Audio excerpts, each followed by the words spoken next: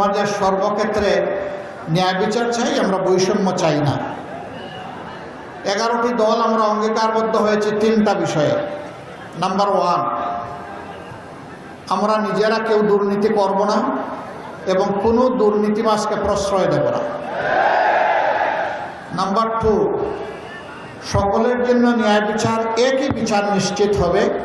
এখানে কোনো রাজনৈতিক দল, নেতা, ব্যক্তি কেউ বিচারের উপর হস্তক্ষেপ করতে পারবেন না।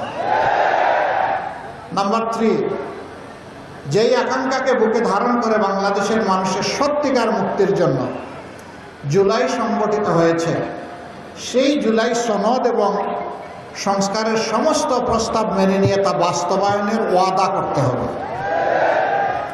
এই 3 শর্তে যারা একত্রিত হয়েছেন, আমরাই 11 দল একত্রিত হয়েছি। এই জন্য দেখবেন যে আমাদের 11 দলের কোনো ক্যান্ডিডেটের মাঝে কোনো ব্যাংক ডাকাত নাই, চাঁদাবাজ নাই, ঋণ খেলাপি নাই, মামলাবাজ নাই, নারীর ইজ্জত হরণকারী নাই, মানুষের অধিকার হরণকারী নাই। আমরা বেছে বেছে গুনে গুনে চেষ্টা করেছি। এরপরে ভুল হলে আল্লাহ যেন আমাদেরকে ক্ষমা করেন। কারণ আমরা এই বার্তাই জাতিকে দিয়েছি, আগামীতে একটা নূতন বাংলাদেশ আমরা করতে চাই। বলবেন যে তাইলে কি এই সীমানা বড় হয়ে যাবে নাকি? না, সীমানা ঠিক থাকবে, কিন্তু বাংলাদেশকে বাংলাদেশের মতো করে সাজানো হবে ইনশাআল্লাহ। অনেকে বলে এটা সিঙ্গাপুর হবে, কানাডা হবে, আমরা বলি না, এটা ইনশাআল্লাহ উত্তম বাংলাদেশ হবে। যেই বাংলাদেশের প্রত্যেকটি নাগরিক সে পরিচয় দিয়ে বলবে আলহামদুলিল্লাহ আমি একজন বাংলাদেশি, আরো সহজভাবে বলবে আমি বাংলাদেশ। অর্থাৎ বাংলাদেশ কি জিনিস আমাকে দেখে জেনে নাও। আমরা সেই বাংলাদেশটা গড়তে চাচ্ছি, যেই বাংলাদেশে শিশু, বৃদ্ধ, আবাল বনিতা সকলের অধিকার এবং নিরাপত্তা নিশ্চিত হবে। যেই বাংলাদেশে আমার মায়েরা ঘরে, চলাচলে, কর্মস্থলে, সমস্ত জায়গায় তারা নিরাপদ থাকবেন, সমাজ তাদেরকে মর্যাদা দিতে বাধ্য থাকবে, ওই বাংলাদেশটাই আমরা গড়তে চাচ্ছি। শিশু জন্ম নেওয়ার পর তার স্বাস্থ্য পরিচর্যা, এরপরে তার সুশিক্ষা দিয়ে তাকে উত্তম নাগরিক হিসাবে গড়ে তার হাতে কাজ তুলে দিতে হবে, সেই বাংলাদেশটা আমরা দেখতে চাচ্ছি। আমরা এমন কোনো শিক্ষা ব্যবস্থা চাচ্ছি না যেটা বেকার তৈরি করে, বরঞ্চ আমরা সেই শিক্ষা ব্যবস্থা চাই যেই শিক্ষা ব্যবস্থা লড়াকু একজন সৈনিক তৈরি করবে, যে আমার দেশটাকে গড়ে দেবে। আমাদের যুবকেরা কারো কাছে বেকার ভাতা চায় না। আপনারা চান? কি চান? কাজ চান, তাই না? আমরা ওয়াদাবদ্ধ, আমরা গ্রামীণ অর্থনীতিকে আমরা পাল্টে দিব ইনশাআল্লাহ। প্রত্যেকটা গ্রামে বসে শিক্ষিত যুবকেরা তারা সেখানে স্বাচ্ছন্দ্য মতো জীবনযাপন করবে আর রাষ্ট্রীয় উন্নয়নে অবদান রাখবে। এরপরে যাদের আরো বেশি প্রয়োজন, আরো বেশি যোগ্যতা আছে, তারা যাবে বড় বড় শহরে যাবে। যাদের আরো বেশি যোগ্যতা আছে তারা দুনিয়ার বহু জায়গায় পৌঁছে যাবে ইনশাআল্লাহ। আমরা বিদেশি প্রবাসী যারা আছেন তাদেরকে আর অদক্ষ মানুষ হিসেবে বিদেশে পাঠাতে চাই না। প্রত্যেকটা হাতে দক্ষতা তুলে দিয়ে দক্ষ লোকবল হিসেবে আমরা বিদেশে তাদেরকে নিয়োগ করতে চাই। এতে রাষ্ট্র এবং পরিবার দুটাই উপকৃত হবে, মর্যাদা এবং সম্মানের সাথে সে বিদেশে থাকতে পারবে। এখন আমাদের ভাইয়েরা মানবতর জীবনযাপন করে, আমরা ওটাও পাল্টে দিতে চাই। এর চাইতে বড় কথা হচ্ছে এমন বিচার ব্যবস্থা আমরা চাই যেই বিচারে একজন সাধারণ মানুষের কোনো অপরাধ করলে যে শাস্তি হবে বিচারের আওতায় এনে। যদি দেশের প্রধানমন্ত্রী, দেশের প্রেসিডেন্ট একই অপরাধ করেন, বিচার তাকে ছাড় দিয়ে কথা বলবে না, একই শাস্তির আওতায় তাকে আনা হবে, আনতে বাধ্য করা হবে। ন্যায় বিচার যখন সমাজে কায়েম হবে, জনগণ সর্বস্তরে তাদের ন্যায্য পাওনাটা অটোমেটিক্যালি পেয়ে যাবে। আমরা সেই বাংলাদেশটা চাচ্ছি যে বাংলাদেশে আমার মায়ের দিকে, আমার স্ত্রীর দিকে, আমার বোনের দিকে, আমার মেয়ের দিকে কোনো অভদ্র, কোনো দুষ্ট, কোনো বেয়াদব বাঁকা চোখে তাকানোর সাহস করবে না। সেই বাংলাদেশ আমরা চাই। ওই বাংলাদেশ চাই যে বাংলাদেশে আর ধর্ম, বর্ণ, জাত পাতের ব্যবধানে জাতিকে আর টুকরা টুকরা করতে দেব না। এই বাংলাদেশ ঐক্যবদ্ধ বাংলাদেশ। একজন মুসলমান, হিন্দু, বৌদ্ধ, খ্রিস্টান, তার ধর্মীয় পরিচয় যাই হোক, সে একজন বাংলাদেশী।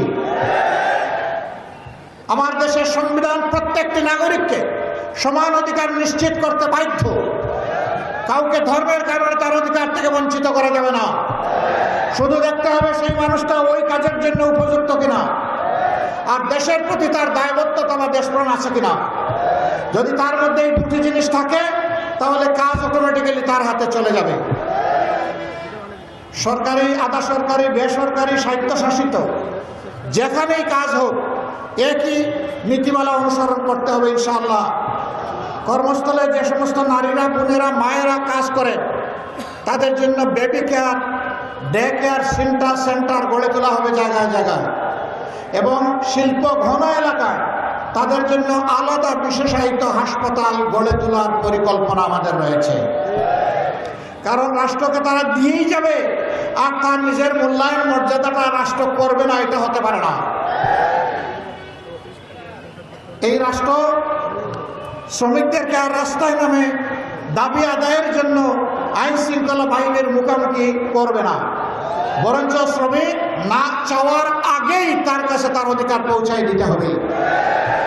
রাসূলুল্লাহ সাল্লাল্লাহু আলাইহি সাল্লাম বলেছেন, ওরে সম্মান করো, ওর গায়ের ঘাম শুকানোর আগে ওর পাওনা যা আছে হিসাব করে দিয়ে দাও। এই নীতিমালার ভিত্তিতে ইনশাল্লাহ দেশ চলবে। আমরা সেই দেশটা গড়তে চাই। আপনারা আছেন? 2টা ভোট। কয়টা ভোট?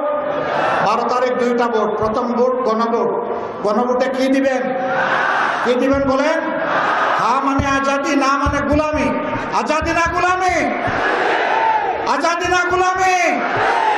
ইনশাল্লাহ প্রথম ভোট হ্যাঁ। দ্বিতীয় ভোটটা হচ্ছে একটা দুর্নীতিমুক্ত, চাঁদাবাজ মুক্ত, মামলাবাজ মুক্ত, একটা আধিপত্যবাদ মুক্ত আমরা একটা মানবিক বাংলাদেশ গড়ে তুলতে চাই। এই মানবিক বাংলাদেশ গড়ে তোলার জন্য 11টা দল, 11টা প্রতীক, কিন্তু এক জায়গায় এক প্রতীকে ইনশাল্লাহ আমাদের লড়াই। এই জায়গায় লড়াইটা হচ্ছে দাঁড়িপাল্লার ইনসাফের প্রতীক। মার্কাটা কি? আরো জোরে ইনশাল্লাহ।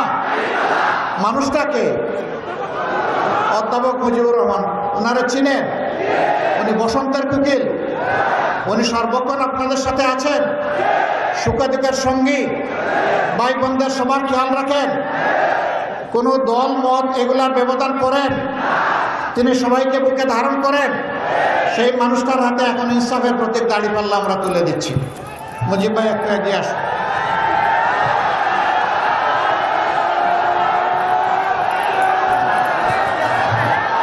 শক্ত করে ধরেন, জাতির দায়িত্ব নিতে হবে। মজবুত হাতে ধরেন, উঁচু করে ধরেন। ভাই প্রতীক আছে? কোন সে প্রতীক? আরো জোরে আকাশ বাতাস কাঁপিয়ে দাও। ইনশাআল্লাহ বিজয় হবে। ইনশাআল্লাহ 12 তারিখ সারাদিন সকাল সন্ধ্যা ভাই বোনেরা সবাই মিলে দলে দলে বিজয় হবে ইনশাআল্লাহ। বিজয় মালা। জাযাকুমুল্লাহু খায়রান, বারাকাল্লাহু ফি হায়াতিকুম। আসুন মহান মাবুদের শুকরিয়া আদায় করে তার নামে উচ্চকিত ধ্বনি করে আমরা বিদায় নেই। লিল্লাহি তাকবীর, লিল্লাহি তাকবীর। ইনকিলাব, ইনকিলাব, ইনকিলাব, ইনকিলাব, ইনকিলাব জিন্দাবাদ। সালাম এবং দোয়া সকলের কাছে ইনশাল্লাহ পৌঁছে দিবেন। আমরা যে জোয়ার শুরু হয়েছে মহান রবের দরবারে, আমরা ভিক্ষা চাই, হে আল্লাহ আগামীর বাংলাদেশ তুমি নিরাপদ বাংলাদেশ বানিয়ে দাও। আসসালামু আলাইকুম ওয়া রাহমাতুল্লাহ।